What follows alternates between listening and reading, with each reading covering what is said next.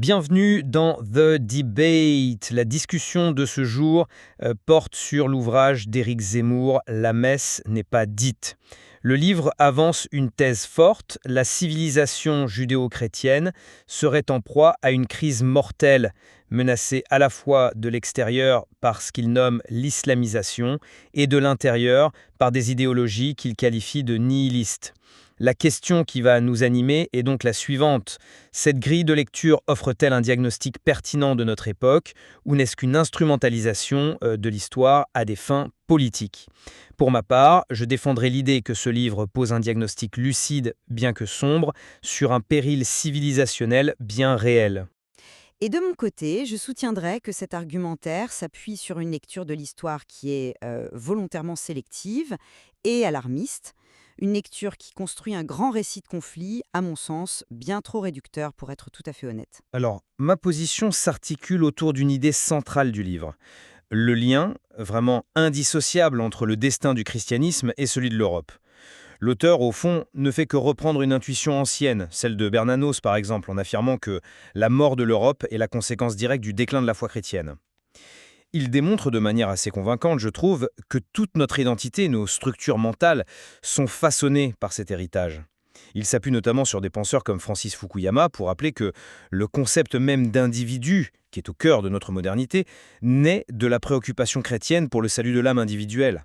La crise que nous traversons viendrait d'un contresens historique majeur commis par l'Église elle-même après 1945. Rongé par une culpabilité qu'il juge déplacée au sujet de la Shoah, un crime qu'il qualifie de païen et nazi, non de chrétien, l'Église aurait bradé sa singularité pour un universalisme abstrait, ouvrant la voie à une immigration de masse issue d'une civilisation islamique qu'il juge radicalement incompatible. Cette faiblesse interne est exploitée par ce qu'il appelle l'idéologie woke, qu'il décrit comme un christianisme devenu fou, un christianisme sans Christ, obsédé par la culpabilité, mais sans la promesse du pardon. Cette idéologie s'allierait objectivement à l'islamisme pour saper les fondements de l'Occident. Face à cela, l'appel à une grande alliance judéo-chrétienne et à une réaffirmation identitaire n'est plus un choix, c'est une question de survie. Ma lecture est radicalement différente. Je pars du point le plus fondamental de sa thèse, ce fameux concept de civilisation judéo-chrétienne. Or, c'est une construction politique très récente et l'auteur le reconnaît lui-même. Il avoue l'avoir longtemps méprisé. Le livre est d'ailleurs un long catalogue de 2 millénaires de persécution et d'anti-judaïsme chrétien, ce qui entre en contradiction flagrante avec l'idée d'une identité commune et harmonieuse. L'ouvrage brosse le portrait d'un Occident chrétien uni face à l'islam, mais c'est une simplification grossière. L'histoire de l'Europe est tout autant sinon plus marquée par ses divisions internes. Le conflit originel entre Pierre et Paul, la réforme protestante. Ces fractures ont été au moins aussi structurantes que la confrontation avec l'islam. Ensuite, son analyse des problèmes contemporains me paraît très lacunaire. Il les attribue à une sorte de dévoiement des valeurs chrétiennes, la compassion et l'universalisme devenus des faiblesses, alors qu'il évacue presque entièrement les facteurs socio-économiques et géopolitiques. Enfin, les solutions qu'il esquisse comme une identité rigide imposée par l'État ou la limitation de l'expression religieuse pour les musulmans me semblent profondément illibérales. Elles sont en tension totale avec les principes de liberté de conscience individuelle que le christianisme qu'il prétend défendre a justement contribué à faire naître. Justement, vous attaquez d'emblée le concept d'identité judéo-chrétienne. C'est effectivement un point nodal. Mais je pense que vous l'interprétez de manière trop littérale, trop théologique. L'auteur ne parle pas d'une fusion des dogmes, ce qui serait absurde. Il parle d'un héritage civilisationnel. Il s'appuie sur Ernest Renan pour montrer comment le christianisme, né juif, a mis en forme les nations européennes. La royauté française, par exemple, a constamment puisé ses modèles et ses rites dans l'Ancien Testament, se concevant comme un nouvel Israël. Il s'agit donc d'une filiation, d'une matrice commune qui a produit une certaine vision du monde, de l'homme et du politique. Mais une filiation qui s'est construite sur le rejet et l'opposition. Le livre lui-même, d'ailleurs, fourmille les armes pour déconstruire cette idée. Il cite René Girard et son concept de désir mimétique. Pour ceux qui ne sont pas familiers, c'est l'idée que nous désirons ce que l'autre désire, ce qui engendre une rivalité fondamentale. En appliquant cela, on peut dire que le christianisme s'est défini par rivalité mimétique avec son aîné, le judaïsme. Il a voulu à la fois l'imiter et le supplanter. L'auteur donne l'exemple terrible et parfait de Saint Louis VIII, Un roi très pieux qui débat de théologie avec des rabbins, avant de faire brûler leur Talmud sur la place de Grève. C'est ça, la réalité de cette filiation. Le concept d'alliance judéo-chrétienne n'est donc pas le fruit d'une redécouverte historique, mais une construction purement circonstancielle. C'est un outil rhétorique pour unifier un camp face à un ennemi commun désigné, l'islam. Mais vous admettez donc qu'il y a un ennemi commun désigné. Que cette alliance soit stratégique et circonstancielle ne lui enlève en rien sa pertinence face à un péril partagé. Vous parlez de rhétorique, moi je parle de prise de conscience. La nature de la relation historique est complexe, faite de rejets et d'emprunts, le livre ne le cache pas. Mais face à une menace qui, selon l'auteur, vise à les éradiquer tous les deux, cette vieille querelle de famille devient secondaire. La survie prime. Le problème est que cette prise de conscience repose sur une vision de l'ennemi qui me semble tout aussi construite et caricaturale.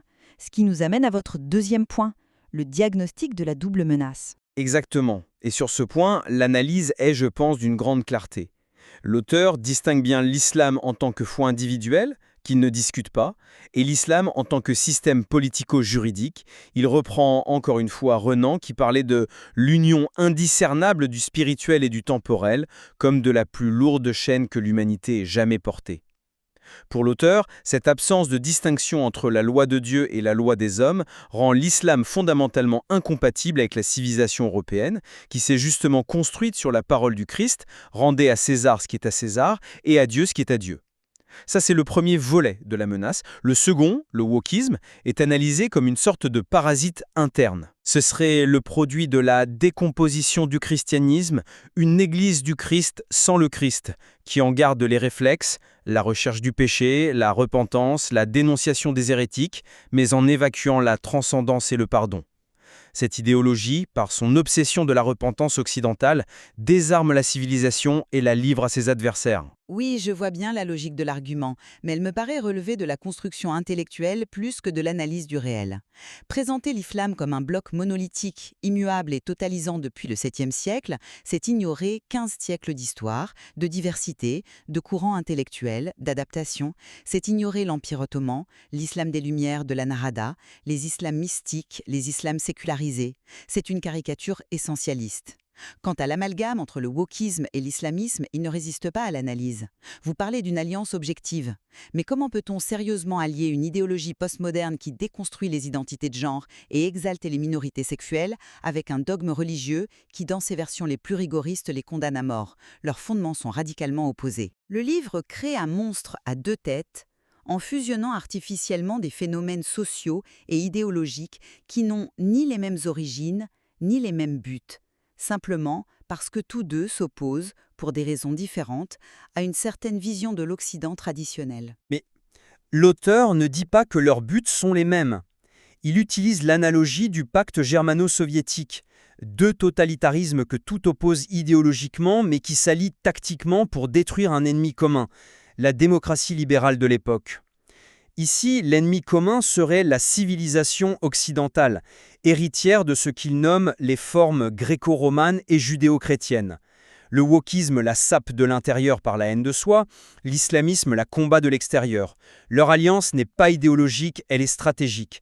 Chacun pense utiliser l'autre pour ensuite, bien sûr, l'éliminer. Mais cette grille de lecture suppose une intentionnalité, une coordination qui relève presque du complotisme. Elle transforme des tensions sociales complexes en une guerre de civilisation planifiée. Et cela nous mène au dernier point qui est peut-être le plus problématique pour moi, le rôle qu'il attribue au christianisme et la solution qu'il en déduit. C'est pourtant le cœur de sa pensée. Pour lui, le succès de l'Europe, son génie propre, vient du christianisme. C'est lui qui, en se focalisant sur le salut individuel, a créé la figure de l'individu libre et responsable. C'est l'Église qui a préservé le savoir antique après la chute de Rome, qui a unifié le continent par une foi et une culture commune, qui a établi ces fameuses formes politiques, artistiques, sociales qui ont structuré notre civilisation pendant des siècles. Le point de bascule, le moment du déclin, il le situe de manière très précise, le Concile Vatican II. En abandonnant le latin, la liturgie traditionnelle et en adoptant un discours plus mondain, le catholicisme se serait protestantisé, aurait perdu sa substance et son pouvoir d'attraction, vidant les églises. Pire, l'Église aurait adopté un humanitarisme compassionnel qui, au nom de l'accueil de l'autre, la désarme complètement face à ceux qui veulent la remplacer. Et c'est là que l'argumentation s'effondre sur sa propre contradiction. D'un côté, le livre loue le christianisme pour avoir inventé l'individu, la liberté de conscience, la rationalité, la distinction du spirituel et du temporel, mais de l'autre, il maudit toutes les conséquences logiques et historiques de ces inventions. La laïcité, le libéralisme politique, les droits de l'homme, l'individualisme contemporain. On ne peut pas à la fois célébrer la cause et vouloir anéantir tous ses effets. C'est profondément incohérent. Il déplore la perte de la foi, mais la solution qu'il propose n'est pas un retour à la foi. C'est une solution purement politique identitaire. Il veut transformer la religion en un marqueur culturel, une sorte d'idéologie d'État pour cimenter la nation. C'est faire du christianisme l'exact contraire de ce qu'il était à ses origines. Une foi personnelle qui affirmait justement la liberté de l'individu face à la religion officielle de la cité et au pouvoir politique. Il veut sauver le christianisme en le tuant, en le transformant en un outil au service de César. Je ne crois pas qu'il veuille le transformer en idéologie d'État. Je pense plutôt qu'il constate que sans le socle culturel et moral fourni par la religion, la politique seule tourne à vide et devient impuissante. Il ne s'agit pas d'imposer la foi, mais de reconnaître que les formes politiques et sociales dans lesquelles nous vivons ne sont pas des abstractions universelles. Elles sont le produit d'une histoire singulière, et si l'on scie la branche sur laquelle elles reposent, elles s'effondrent. Il s'agit de défendre l'enveloppe culturelle, la civilisation, pour que la foi elle-même ait un lieu où exister. Mais cette enveloppe culturelle qu'il propose est un corset rigide. Défendre une identité en limitant les libertés fondamentales de ceux qui n'en font pas partie, n'est-ce pas trahir l'héritage même que l'on prétend défendre? C'est toute la question. En résumé, la thèse de l'ouvrage me semble donc conserver toute sa validité. La civilisation européenne, produit du génie chrétien, affronte une double menace existentielle. Une pression démographique et culturelle externe avec l'islamisation et une décomposition interne par des idéologies qui la poussent à la haine de soi. Face à cette situation, un sursaut politique et culturel qui s'appuie sur la redécouverte de l'identité judéo-chrétienne n'est pas une simple option réactionnaire, mais une condition de survie pour préserver un héritage millénaire. Pour ma part, je maintiens que ce livre construit un grand récit de guerre culturelle en instrumentalisant l'histoire et la religion au service d'un agenda nationaliste. Il propose une vision du monde binaire, manichéenne, opposant un Occident idéalisé à des ennemis caricaturés. Et surtout, les remèdes qu'il suggère, le repli identitaire, la contrainte étatique, sont à mes yeux une menace directe pour l'héritage le plus précieux de cette même civilisation, la liberté individuelle et l'universalisme des droits. Au fond, l'analyse de cet ouvrage nous place devant une question fondamentale qui dépasse l'auteur lui-même. Notre désaccord ne portait pas sur l'existence d'une crise profonde, mais sur sa nature réelle, et, par conséquent, sur les remèdes à y apporter. Exactement. Et la question qui reste posée est peut-être la suivante. Une civilisation se sauve-t-elle en se barricadant derrière les murs de son identité historique, quitte à en durcir les contours et à en exclure certains, ou se sauve-t-elle en restant fidèle à ses principes fondateurs les plus dynamiques, comme la liberté de conscience ou la raison critique, et en acceptant de les réinterpréter face aux défis d'un monde qui change? C'est à cette interrogation que nous laisse ce livre.